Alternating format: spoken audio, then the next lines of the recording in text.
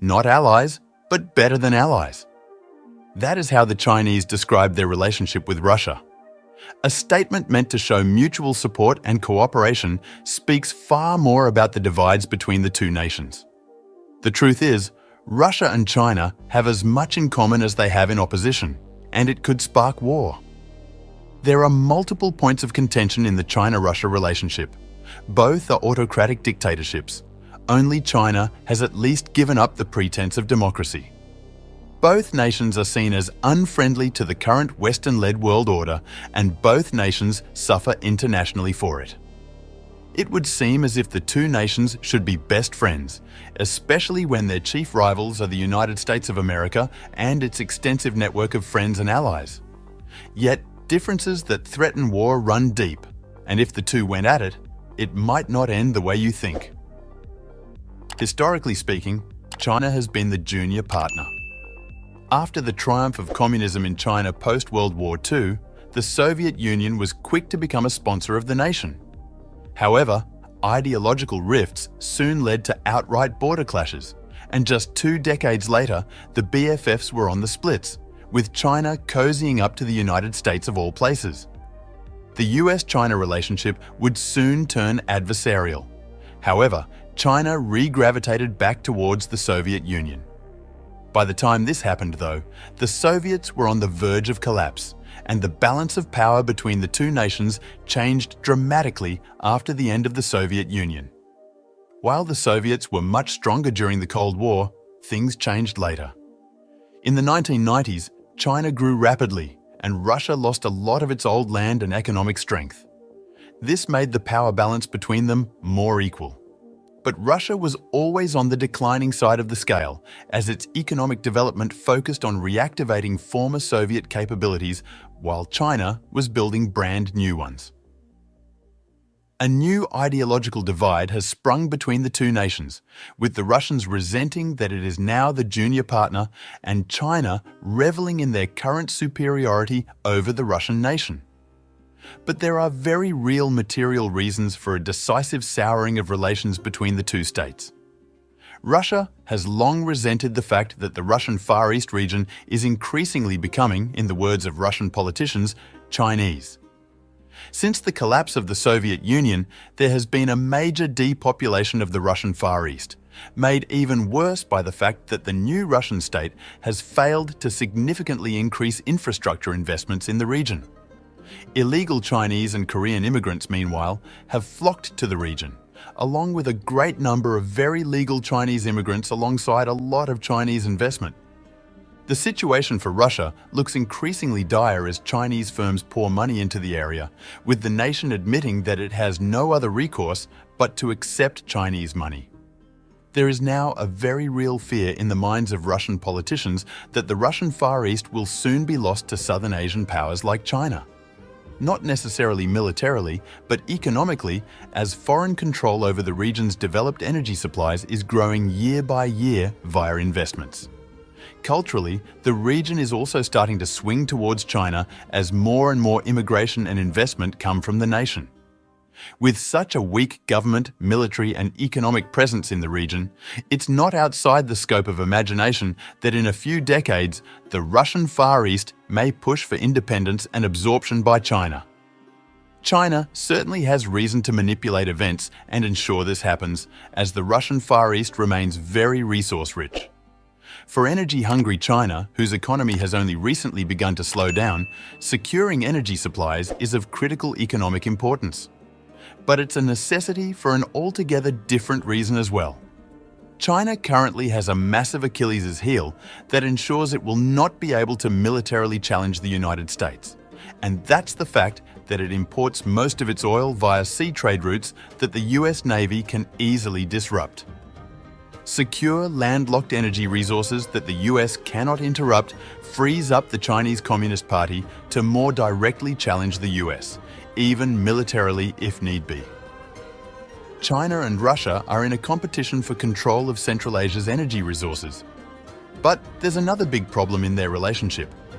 China used to buy lots of weapons from Russia, but as China improved its own weapon-making abilities, they started copying Russian technology, making Russia upset. China also broke agreements by making its own plane parts instead of buying Russian ones. Now, China's defense industry has grown, and they no longer rely on Russian designs. They even made a plane, the J-20, which is better than Russia's Su-57.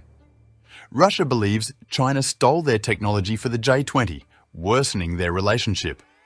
With egos, control over energy infrastructure and supplies, and increasing Russian desperation for recognition on the world stage, who would win if the two nations went to war? Since the end of the Cold War, Russia's military power has kept it firmly in the number 2 spot globally. However, estimates of Russian basic competency, availability of equipment, and effectiveness of their weapon systems have proven to be severely overblown. Russia, it turns out, is utterly incapable of facing off against a modern military force and is best suited for minor conflicts against much weaker powers like Syrian rebels. Up against even a very small amount of NATO hardware, Russia has failed horribly in Ukraine, and the times it did go directly up against NATO weapons, its losses were catastrophic. Safe to say, Russia is no longer the world's second best military. That position goes to China, right after the US. But after seeing Russia's problems, people wonder if China's military is as strong as we thought. China had some issues too. They had a big fight with Vietnam in 1979, and even though they said they won, they didn't really achieve their goals. Vietnam actually did better. China used to follow Soviet military ideas, but that changed in 1991 when the US did really well in a fight against Iraq, who also followed Soviet ideas. The US had better plans, and it showed that Soviet ideas were not so good. They were so good that some people in Moscow said the only way to stop the US was to use nuclear weapons. Russia failed to learn this historical lesson, but China was an eager student. However, modernizing warfighting doctrine is not something easy for a nation deeply entrenched in the old Soviet order and dealing with massive amounts of corruption.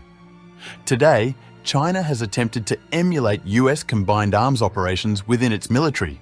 But while it's likely the superior emulator of US tactics, there are serious questions about just how good it really is. For starters, China's corruption problem may be as deep and systemic as Russia's has proven to be, severely eroding China's warfighting capabilities. It wasn't until Xi Jinping's anti-corruption purges in the late 2010s that China took any meaningful steps towards correcting a rampant and out-of-control culture of corruption across its armed services. But some people think these purges were more about getting rid of rivals than actually making the military better. So, we're not sure if China's military is really improving. The corruption problem in China's military goes way back. Junior officers used to do favors for their bosses to get promotions. This places little value on actual experience and capability, putting incompetent officers in command. Another serious question about Chinese capabilities is the fact that China has yet to prove that it can actually carry out modern combat operations of high intensity. For a long time, China didn't send its troops on UN peace missions because they were worried they would do badly.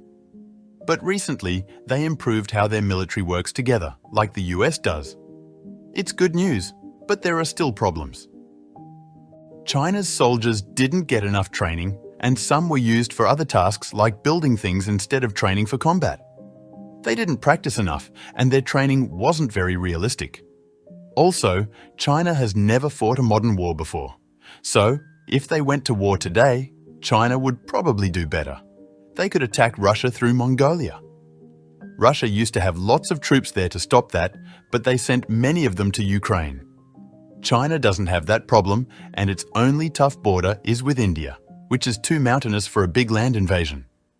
Russia has a strong advantage in its air force. Even though China has more fighter planes, 1,200 versus Russia's 772, many of China's planes are old and not very good. Russia's big advantage is its ground-based air defense systems like the S-300, S-400, and S-500. These are some of the best in the world and can shoot down enemy planes, but they struggle with slower rockets like the HIMARS. With these air defense systems in the Central and Far East regions, Chinese planes would be in danger if they got too close to the front lines. This would allow Russia's air force to threaten Chinese ground forces more easily than China could do the same. China would also need to build airfields closer to the front lines in Mongolia because they don't have many planes that can refuel in the air. In terms of technology, both militaries are about equal, but Russia is at a disadvantage because of the ongoing war in Ukraine and international sanctions. Predicting the outcome of this war is very hard. Russia's problems in Ukraine make us question if they can fight a strong opponent like China. But China's problems are hidden, just like Russia's were before they invaded Ukraine in 2022. Russia looked strong back then, but they faced a smaller nation with older weapons. China is likewise today believed to be a modern and capable power that is considered to be a near-peer adversary to the US. But there are many indicators that China's own incompetency is as well hidden as Russia's was. The United States, meanwhile, has proven in various modern conflicts that its forces are extremely capable, even against significant threats. China has had no such opportunity. In all likelihood, a war between China and Russia today would devolve into a drag-down fight as both nations struggle to use modern doctrine alongside their high-tech weapons. The only conclusion we are comfortable making, however, is that, in case of war, the Chinese would likely neutralize Kamchatka and rout the Russian Navy. While China is still incapable of providing support for major naval operations far from home, Kamchatka is near enough to China and Russian defenses are light enough that the Chinese plan would likely emerge victorious. Once Kamchatka is secured, Chinese forces could begin a serious push for the Russian Far East.